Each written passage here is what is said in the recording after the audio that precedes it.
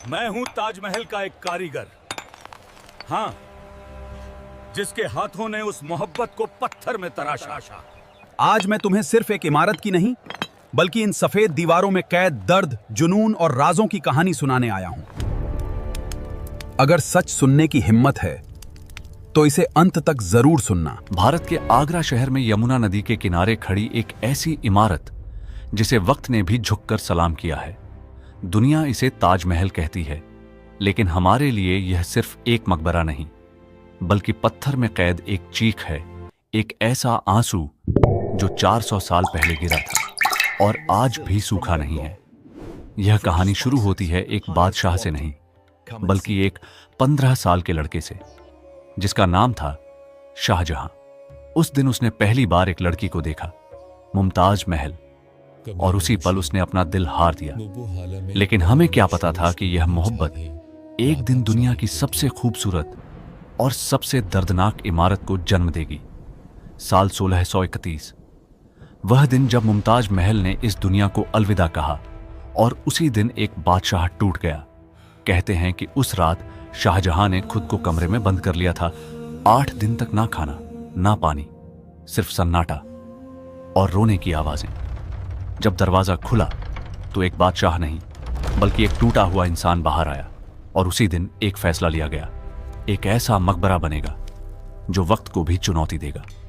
साल 1632 हमें बुलाया गया, दुनिया के हर कोने से, फारस, तुर्की, समरकंद और हिंदुस्तान के हर हिस्से से 20,000 से ज्यादा मजदूर, सैकड़ों कारीगर, और हम सबके ऊपर एक ही जिम्मेदारी, एक ऐसा ख्वाब बनाना जो जन्नत जैसा हो। लेकिन सबसे बड़ी चुनौती क्या थी? जमीन। यमुना नदी के किनारे की नरम दलदली जमीन, जहां इतनी भारी इमारत खड़ी करना नामुमकिन था। लेकिन मुगल इंजीनियरों ने हार नहीं मानी। उन्होंने जमीन में गहरे गहरे कुएं खोदे, सैकड़ों कुएं, और उन्हें पत्थरों और लकड़ी से भर दिया ताकि नींव मजबूत बन सके। आज भी मॉडर्न इंजीनियर इस तकनीक को देखकर हैरान रह जाते हैं। फिर शुरू हुआ असली काम, पत्थरों का सफर। राजस्थान के मकराना से सफेद संगमरमर लाया गया, जो इतना शुद्ध था कि चांदनी में चमक उठे। लेकिन समस्या थी 400 किलोमीटर की दूरी, ना ट्रक ना ट्रेन, सिर्फ हाथी और इंसान। लगभग 1000 हाथियों की फौज, भारी भरकम बैलगाड़ियां और हजारों मजदूर दिन रात चलते रहते थे। आगरा पहुंचने के बाद भी काम खत्म नहीं हुआ। गुंबद तक पत्थर पहुंचाने के लिए 15 किलोमीटर लंबा मिट्टी का रैंप बनाया गया। हम उस पर धीरे धीरे पत्थर ऊपर ले जाते थे।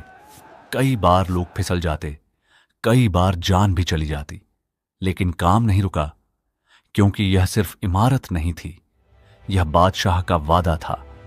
लेकिन क्या तुम्हें पता है, ताजमहल सिर्फ सुंदर नहीं है, यह एक इल्यूजन है।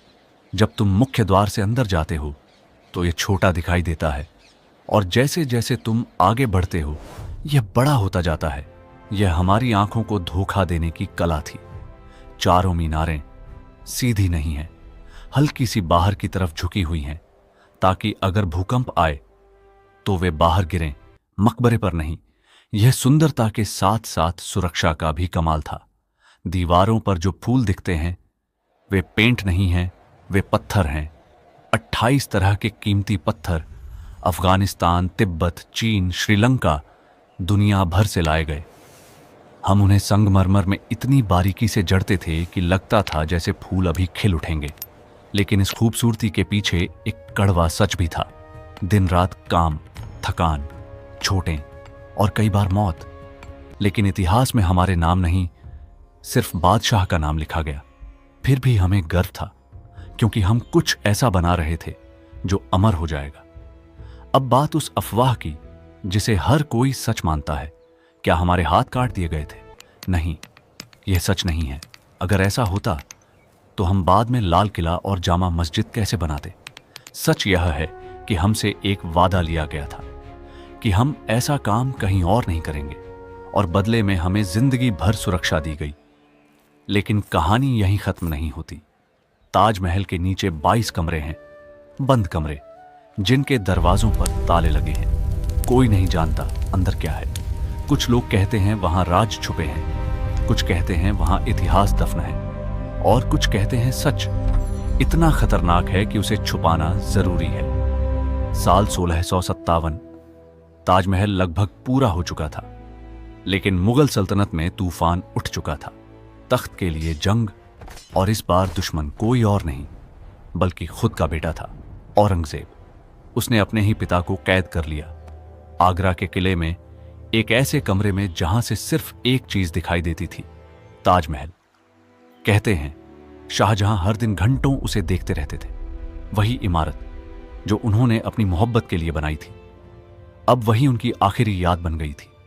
वक्त बीतता गया और एक दिन 1666 की ठंडी सुबह एक बादशाह ने आखिरी सांस ली। उसकी नजरें यमुना के उस पार थीं जहां उसकी मोहब्बत सो रही थी।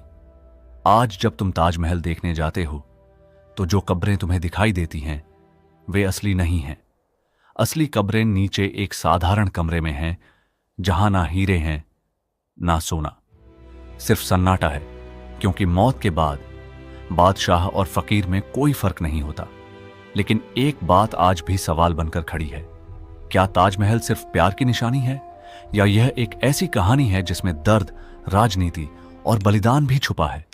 मैं हूं ताजमहल का कारीगर।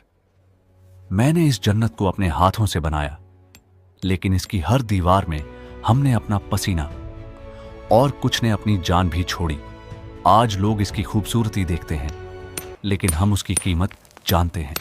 अगर आपको यह कहानी पसंद आई हो तो वीडियो को लाइक करें, चैनल को सब्सक्राइब करें, क्योंकि इतिहास के ऐसे ही छुपे हुए सच हम आपको बताते रहेंगे।